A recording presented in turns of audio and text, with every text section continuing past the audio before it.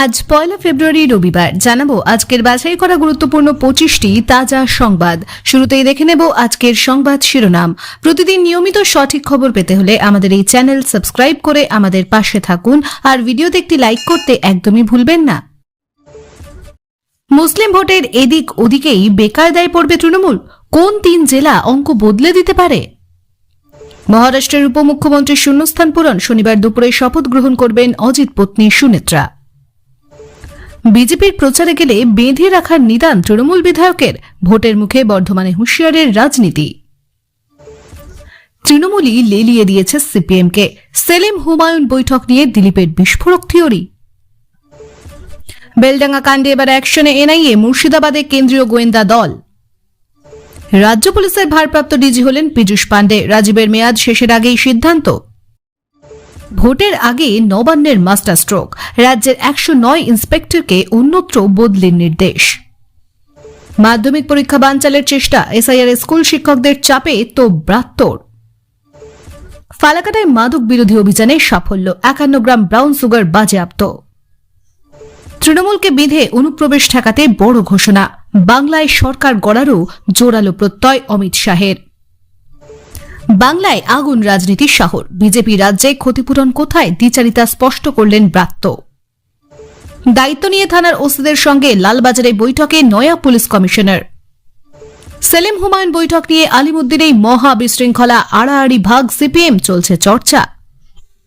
রবিতে budget পেশ, লক্ষ্মী লাভের আশায় বুক বাঁধছে আম জনতা, ব্যয় বরাদ্দ জনমোহিনী হবে।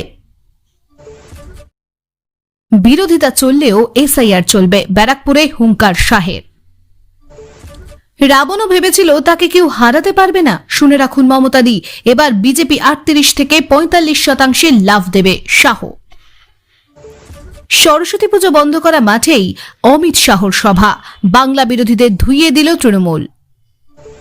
টিকিট না দিলে ওরা ভাইপোর নাম বলে দেবে, মমতাকে কাদের কথা বললেন অমিত শাহ। এবার বাংলায় সরকার বিজেপিরই, ব্যারাকপুরের সভা থেকে কর্মীদের টার্গেট বেঁধে দিলেন শাহ। দিলীপ ঘোষের সভার পরই বিজেপির গোষ্ঠী সংঘর্ষ, দলীয় অফিসে হাতাহাতিতে জড়ালো দুই পক্ষ। মাঠ দখল, পুজো বন্ধ, ক্ষতিপূরণ বাকি, শাহের সভার দিনেই বিজেপির বিরুদ্ধে তৃণমূলের চার্জশিট। বাজেটে কি কি সস্তা হতে পারে আর কোন কোন জিনিসের দাম বাড়তে পারে? বেলডাঙ্গা ব্রিগেডে শক্তি প্রদর্শন হুমায়ুনের, তৃণমূল ছেড়ে জনতা উন্নয়ন পার্টিতে যোগ দিলেন শয়ে শয়ে মানুষ। কুলপিতে গভীর রাতে তৃণমূল বুথ সভাপতির গাড়িতে বোমা বিস্ফোরণ, চাঞ্চল্য এলাকায়। নিজের ভবানীপুর কেন্দ্রের ৩ ওয়ার্ডে বাড়তি নজর দিতে বার্তা নেত্রী মমতার, রিপোর্ট জমা দিতে হবে আস্থাভাজন ববির কাছে। বেঁধে দেওয়া হলো ডেডলাইন, এসআইআর এর শেষ পর্বে ঝাঁপিয়ে পড়ল কমিশন, ফাইনাল লিস্ট কবে? অগ্নিকাণ্ডের অপরাধীদের জেলে পাঠাবো, হুঙ্কার শাহর। তোলাবাজ সরকারকে যোগ্য জবাব দিতে আমাকে নতুন দল করতে হয়েছে, মমতা অভিষেককে একযোগে তোপ হুমায়ুনের। অমিত শাহকে গো ব্যাক পোস্টার নিয়ে ওয়্যারলেস মোড়ে আসতেই মতুয়া নেতাকে হঠিয়ে দিল পুলিশ। আনন্দপুরের আগুনে রাজনীতির বারুদ, লাশের খোঁজে শকুনের মতো বিজেপি, অমিত শাহকে তুলোধনা অভিষেকের। বাংলা চাই, শিলিগুড়ির সভায় শাহ বললেন ২১ রাজ্যে সরকার গড়েও খুশি নন মোদি। এতক্ষণ শুনছিলেন সংবাদ শিরোনাম, এবার আসছি বিস্তারিত খবরে। তোলাবাজ সরকারকে যোগ্য জবাব দিতে আমাকে নতুন দল গড়তে হয়েছে, মমতা অভিষেককে একযোগে তোপ হুমায়ুনের। রাজ্যের রাজনৈতিক অঙ্গনে নতুন জল্পনার জন্ম দিয়েছেন হুমায়ুন কবির। সাম্প্রতিক এক সভায় তিনি ঘোষণা করেন তৃণমূল কংগ্রেসের বিরুদ্ধে লড়াই করতেই তাকে নতুন রাজনৈতিক দল গড়তে হয়েছে। তার বক্তব্যে সরাসরি আক্রমণের নিশানায় ছিলেন মুখ্যমন্ত্রী মমতা বন্দ্যোপাধ্যায় ও অভিষেক বন্দ্যোপাধ্যায়। হুমায়ুন অভিযোগ করেন রাজ্যে গণতন্ত্র নেই, বিরোধী কণ্ঠ রোধ করা হচ্ছে। তার দাবি সাধারণ মানুষের মধ্যে বিকল্প রাজনৈতিক শক্তির চাহিদা তৈরি হয়েছে, আর সেই জায়গা থেকেই তার নতুন উদ্যোগ। তিনি দুর্নীতি, স্থানীয় স্তরে প্রভাবশালী গোষ্ঠীর দৌরাত্ম্য এবং প্রশাসনিক পক্ষপাতিত্বের অভিযোগও তোলেন। তবে তৃণমূলের তরফে পাল্টা দাবি করা হয়েছে এসব বক্তব্য রাজনৈতিক উদ্দেশ্য প্রণোদিত। দলের নেতারা বলেছেন নির্বাচনের আগে নিজের রাজনৈতিক জমি তৈরি করতেই এই ধরনের অভিযোগ করা হচ্ছে। তাদের মতে উন্নয়ন ও সামাজিক প্রকল্পের মাধ্যমেই সরকার মানুষের আস্থা অর্জন করেছে। রাজনৈতিক বিশ্লেষকদের মতে ছোট দল বা নতুন সংগঠন অনেক সময় ভোটের সমীকরণে প্রভাব ফেলতে পারে, বিশেষ করে যদি তারা নির্দিষ্ট অঞ্চলে প্রভাব বিস্তার করতে পারে। যদিও রাজ্য জুড়ে প্রভাব তৈরি করা কঠিন, তবু স্থানীয় স্তরে ভোট কাটাকাটিতে ভূমিকা রাখতে পারে এমন শক্তি। হুমায়ুনের দল কতটা সাংগঠনিকভাবে শক্তিশালী হতে পারে তা এখনও স্পষ্ট নয়, তবে তার বক্তব্যে অসন্তোষের যে সুর শোনা যাচ্ছে তা রাজনীতির ময়দানে নজর কেড়েছে। আগামী দিনে এই নতুন রাজনৈতিক উদ্যোগ কতটা বাস্তব প্রভাব ফেলতে পারে তা নির্ভর করবে সংগঠন, জনভিত্তি এবং নির্বাচনী কৌশলের উপর। তবে আপাতত তার মন্তব্য রাজ্যের রাজনৈতিক বিতর্কে নতুন মাত্রা যোগ করেছে। অমিত শাহকে গো ব্যাক পোস্টার নিয়ে ওয়্যারলেস মোড়ে আসতেই মতুয়া নেতাকে হঠিয়ে দিল পুলিশ। কেন্দ্রীয় স্বরাষ্ট্রমন্ত্রী অমিত শাহের রাজ্য সফর ঘিরে উত্তেজনার আবহের মধ্যেই উত্তর 24 পরগনার ওয়্যারলেস মোড় এলাকায় ঘটে গেল রাজনৈতিক বিতর্কের এক নতুন পর্ব। অভিযোগ, শাহের সফরের প্রতিবাদে গো ব্যাক পোস্টার নিয়ে সেখানে উপস্থিত হয়েছিলেন মতুয়া সম্প্রদায়ের এক স্থানীয় নেতা ও তাঁর সমর্থকরা। পরিস্থিতি উত্তপ্ত হওয়ার আগেই পুলিশ তাদের সেখান থেকে সরিয়ে দেয়। স্থানীয় সূত্রে জানা যায়, শাহের কর্মসূচিকে কেন্দ্র করে আগেই এলাকায় কড়া নিরাপত্তার ব্যবস্থা করা হয়েছিল। রাস্তায় ব্যারিকেড, পুলিশ পিকেটিং এবং নজরদারি জোরদার ছিল।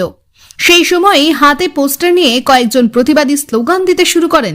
পুলিশ দ্রুত হস্তক্ষেপ করে তাদের সেখান থেকে সরিয়ে দেয়।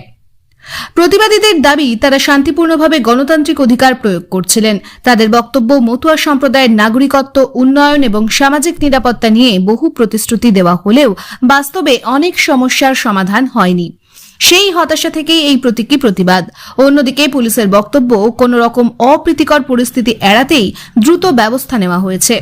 তাদের দাবি, ওই এলাকায় আগে থেকেই 144 ধারা সদৃশ্য নিয়ন্ত্রণমূলক ব্যবস্থা ছিল এবং ভিআইপি নিরাপত্তার কারণে জমায়েতের অনুমতি ছিল না। রাজনৈতিক মহলে ঘটনাটি নিয়ে শুরু হয়েছে তরজা। তৃণমূল কংগ্রেসের কিছু নেতা বলছেন, বিরোধী মতকে দমন করতেই এই ধরনের পদক্ষেপ নেওয়া হচ্ছে। বিজেপির পাল্টা দাবি, আইন শৃঙ্খলা বজায় রাখাই পুলিশের দায়িত্ব, এখানে রাজনীতির কোনো বিষয় নেই।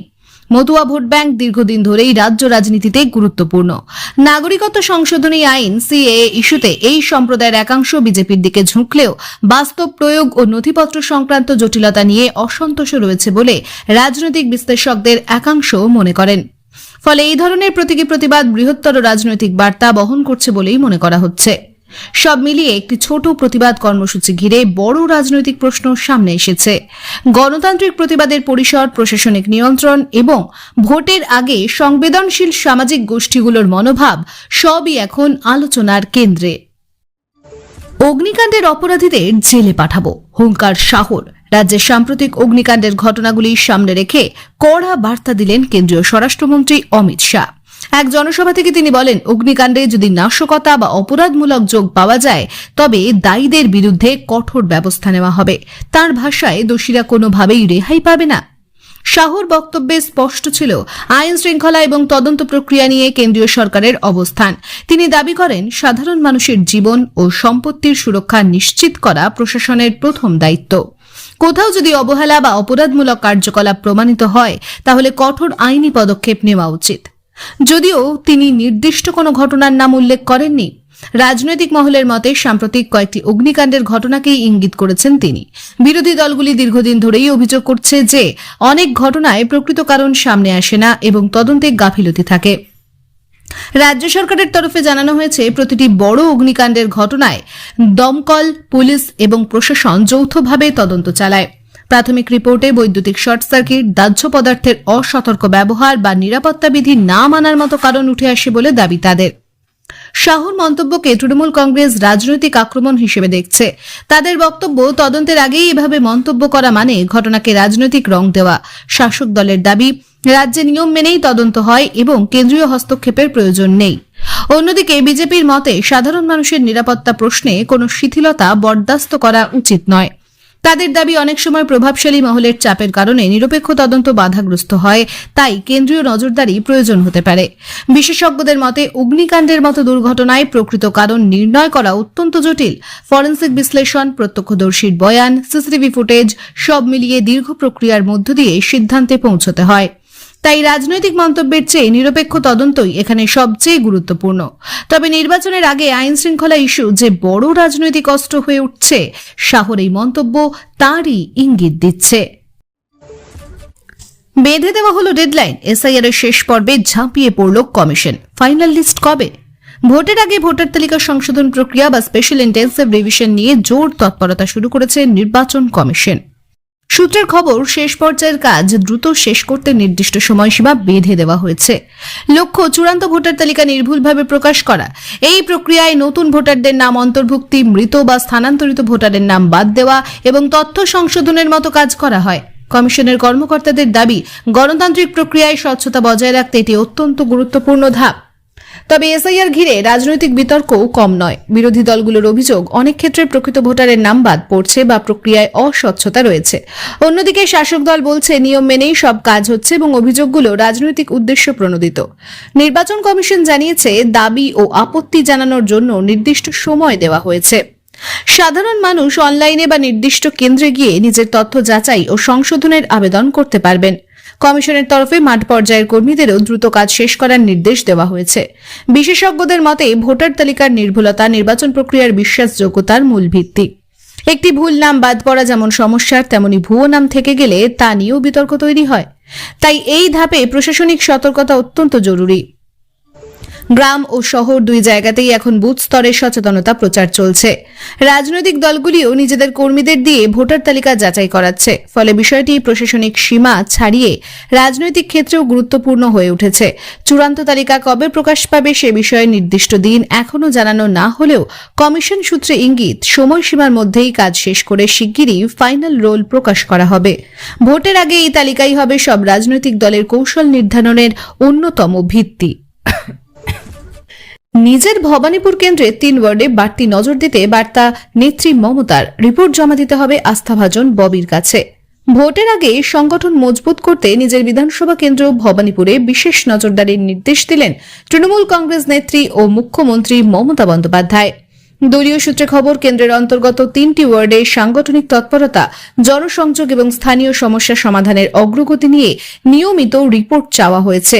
এই রিপোর্ট জমা দেওয়ার দায়িত্ব দেওয়া হয়েছে দলের এক আস্থাভাজন নেতার কাছে, যিনি দীর্ঘদিন ধরে এলাকায় সংগঠনের কাজ দেখছেন। দলীয় মহলের দাবি, এটি কোনো অস্বাভাবিক পদক্ষেপ নয়। নির্বাচনের আগে প্রতিটি গুরুত্বপূর্ণ কেন্দ্রে এমন সাংগঠনিক মূল্যায়ন করা হয়। ভবানীপুর ঐতিহাসিকভাবেই রাজনৈতিকভাবে তাৎপর্যপূর্ণ, কারণ এখান থেকেই একাধিকবার নির্বাচিত হয়েছেন মমতা বন্দ্যোপাধ্যায়। ফলে কেন্দ্রটির প্রতি দলের আলাদা মনোযোগ থাকাই স্বাভাবিক বলে দাবি নেতৃত্বের। স্থানীয় সূত্রে জানা যায়, ওয়ার্ড ভিত্তিকভাবে নাগরিক পরিষেবা, সরকারি প্রকল্পের বাস্তবায়ন এবং দলীয় কর্মীদের সক্রিয়তা, এই 3টি বিষয়ে বিশেষ নজর দেওয়া হচ্ছে। কোথাও অসন্তোষ বা সমস্যা থাকলে দ্রুত সমাধানের নির্দেশও দেওয়া হয়েছে। বিরোধীদের মতে এই পদক্ষেপে স্পষ্ট যে শাসক দল নিজেদের শক্ত ঘাঁটিতেও কিছুটা উদ্বেগে রয়েছে। বিজেপির একাংশের দাবি, শহুরে এলাকায় ভোটারদের মনোভাব বদলাচ্ছে বলেই এমন তৎপরতা, যদিও তৃণমূলের তরফে তা উড়িয়ে দেওয়া হয়েছে। রাজনৈতিক বিশ্লেষকদের মতে, মুখ্যমন্ত্রীর নিজ কেন্দ্র নিয়ে বাড়তি মনোযোগ প্রতীকী দিক থেকেও গুরুত্বপূর্ণ। এতে স্থানীয় কর্মীরা উৎসাহ পান এবং প্রশাসনিক স্তরেও দ্রুততা বাড়ে। পাশাপাশি ভোটের আগে বিরোধীদের সম্ভাব্য প্রভাব ঠেকাতেও এটি কৌশলগত পদক্ষেপ হতে পারে। সব মিলিয়ে ভবানীপুরে এই বিশেষ নজরদারি শাসক দলের নির্বাচনী প্রস্তুতিরই অংশ বলে মনে করা হচ্ছে। মুখ্যমন্ত্রীর সঙ্গে কে হাঁটছে? আনন্দপুর কাণ্ডে বড় প্রশ্ন তুলে শুভেন্দু বোঝালেন, ছবি কথা বলে। আনন্দপুরের সাম্প্রতিক ঘটনাকে কেন্দ্র করে রাজ্য রাজনীতিতে নতুন করে উত্তাপ ছড়ালো বিরোধী দলনেতা শুভেন্দু অধিকারীর একটি মন্তব্য ঘিরে। একটি ছবি সামনে এনে তিনি প্রশ্ন তুলেছেন, মুখ্যমন্ত্রী মমতা বন্দ্যোপাধ্যায়ের পাশে হাঁটছেন যে ব্যক্তি, তিনি আসলে কে? এই প্রশ্ন ঘিরেই রাজনৈতিক বিতর্ক তীব্র হয়েছে। শুভেন্দু অধিকারী একটি জনসভায় দাবি করেন, আনন্দপুর কাণ্ডের সঙ্গে জড়িত বলে যাদের বিরুদ্ধে অভিযোগ উঠেছে তাদের মধ্যে একজনকে নাকি মুখ্যমন্ত্রীর ঘনিষ্ঠ বৃত্তে দেখা গিয়েছে। সেই সূত্রেই তিনি বলেন, ছবি কথা বলে। তার বক্তব্য, প্রশাসক একদিকে তদন্তের কথা বলছে, একদিকে অভিযুক্তদের সঙ্গে শাসক দলের ঘনিষ্ঠতার ছবি সামনে আসছে। এতে তদন্তের নিরপেক্ষতা নিয়ে প্রশ্ন ওঠা স্বাভাবিক। তিনি আরও দাবি করেন, এই ছবি সাধারণ কোনো অনুষ্ঠান বা জনসমাগমের নয়, বরং এমন এক পরিস্থিতির যেখানে ঘনিষ্ঠ উপস্থিতি স্পষ্ট। যদিও ছবিটির প্রেক্ষাপট, সময় বা সরকারি স্বীকৃতি নিয়ে স্পষ্ট তথ্য এখনো সামনে আসেনি, তবু বিরোধী শিবির এটিকে বড় ইস্যু করে তুলতে শুরু করেছে। তৃণমূল কংগ্রেস অবশ্য এই অভিযোগ উড়িয়ে দিয়েছে। দলীয় নেতাদের বক্তব্য, মুখ্যমন্ত্রী হিসেবে মমতা বন্দ্যোপাধ্যায় প্রতিদিন অসংখ্য মানুষের সঙ্গে দেখা করেন, হাঁটেন, কথা বলেন। সেখানে কাউকে চিহ্নিত করে ইঙ্গিতপূর্ণ অভিযোগ তোলা রাজনৈতিক উদ্দেশ্য প্রণোদিত। তাদের কথায় একটি স্থির চিত্র দিয়ে গল্প বানানো হচ্ছে। রাজনৈতিক বিশ্লেষকদের মতে বর্তমান সময়ে ছবি বা ভিডিও ক্লিপ রাজনৈতিক অস্ত্র হিসেবে ব্যবহারের প্রবণতা বেড়েছে। একটি মুহূর্তের দৃশ্যকে বৃহত্তর প্রেক্ষাপট ছাড়া তুলে ধরলে বিভ্রান্তি তৈরি হওয়া অস্বাভাবিক নয়। একই সঙ্গে জননেতাদের প্রতিটি পদক্ষেপই এখন জনসমক্ষে নথিভুক্ত হয়ে যাচ্ছে, ফলে রাজনৈতিক ব্যাখ্যা জুড়তে সুবিধা হচ্ছে বিরোধীদের। আনন্দপুর কাণ্ড নিয়ে ইতিমধ্যেই প্রশাসনিক তদন্ত চলছে, তার মধ্যেই এই ছবি নতুন বিতর্কের মাত্রা যোগ করল। বিরোধীরা যেখানে সরাসরি রাজনৈতিক দায়ের ইঙ্গিত দিচ্ছে, শাসক দল সেখানে এটিকে ভিত্তিহীন প্রচার বলেই দাবি করছে। সব মিলিয়ে ছবি কথা বলে মন্তব্যটি এখন রাজনৈতিক ভাষ্যে নতুন স্লোগানের মতো ব্যবহার হচ্ছে। তবে এই ছবির বাস্তব প্রেক্ষাপট ও তার সঙ্গে ঘটনার যোগসূত্র প্রমাণিত না হওয়া পর্যন্ত বিতর্ক যে চলতেই থাকবে তা বলাই যায়। বাজেট 2026, নির্মলা সীতারামন ইতিহাস গড়তে চলেছেন। আরও 10টি চমকপ্রদ তথ্য জানুন। কেন্দ্রীয় বাজেট 2026 পেশের আগে থেকেই জল্পনা তুঙ্গে।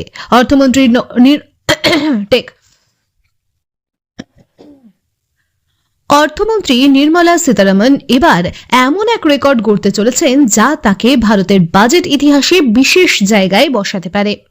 সূত্র বলছে এটি তার টানা একাধিক পূর্ণাঙ্গ বাজেট পেশের নজির হতে চলেছে, যা খুব কম অর্থমন্ত্রীর ঝুলিতেই রয়েছে। এই বাজেটকে ঘিরে কয়েকটি গুরুত্বপূর্ণ দিক ইতিমধ্যেই আলোচনায়। টানা বাজেট রেকর্ড। নির্মলা সীতারামন দেশের ইতিহাসে দীর্ঘতম সময় ধরে বাজেট পেশ করা অর্থমন্ত্রীদের তালিকায় শীর্ষ সারিতে উঠে আসছেন। নির্বাচন পূর্ণ আবহ। সাধারণ নির্বাচনের আগে এই বাজেট হওয়ায় জনমুখী প্রকল্পে জোর বাড়তে পারে বলে মনে করা হচ্ছে। মধ্যবিত্তের প্রত্যাশা, আয়কর ছাড়ের সীমা বাড়ানো বা কর কাঠামোর সরলীকরণের দাবি জোরালো। মহিলা ও স্বনির্ভর গোষ্ঠী, নারী স্বনির্ভরতা ও উদ্যোক্তা প্রকল্পে বিশেষ বরাদ্দের সম্ভাবনা। কৃষিক্ষেত্র, কৃষক আয় ভর্তুকি ও প্রযুক্তি নির্ভর কৃষিতে জোর থাকতে পারে। অবকাঠামো, রেল, সড়ক ও গ্রামীণ পরিকাঠামোয় বড় বিনিয়োগের ইঙ্গিত। স্টার্টআপ ও এমএসএমই, ক্ষুদ্র ও মাঝারি শিল্পের জন্য সহজ ঋণ ও কর সুবিধা নিয়ে প্রত্যাশা রয়েছে। সবুজ শক্তি, নবায়নযোগ্য শক্তি ও বৈদ্যুতিক যানবাহনে প্রণোদনা বাড়াতে পারে। ডিজিটাল অর্থনীতি, ডিজিটাল লেনদেন ও প্রযুক্তি নির্ভর শাসন ব্যবস্থায় বরাদ্দ বাড়ার সম্ভাবনা। রাজ্য বরাদ্দ, কেন্দ্র রাজ্য আর্থিক সম্পর্ক ও প্রকল্প ভিত্তিক অনুদান নিয়েও নজর থাকবে। অর্থনৈতিক বিশ্লেষকদের মতে বৈশ্বিক অর্থনৈতিক অনিশ্চয়তা, মূল্যবৃদ্ধি ও কর্মসংস্থান এই তিনটি বিষয়ই বাজেটের মূল ফোকাস হতে পারে। সরকার একদিকে আর্থিক শৃঙ্খলা বজায় রাখতে চাইবে, অন্যদিকে ভোটের আগে জনস্বস্তির বার্তাও দিতে চাইবে। নির্মলা সীতারামনের বাজেট বক্তৃতা বরাবরই পরিসংখ্যান নির্ভর ও নীতিমুখী। এবারও ব্যতিক্রম হওয়ার সম্ভাবনা কম। তবে নজর থাকবে এই বাজেট কতটা স্বস্তি দেয় সাধারণ মানুষকে আর কতটা বার্তা দেয় বাজার ও শিল্প মহলকে।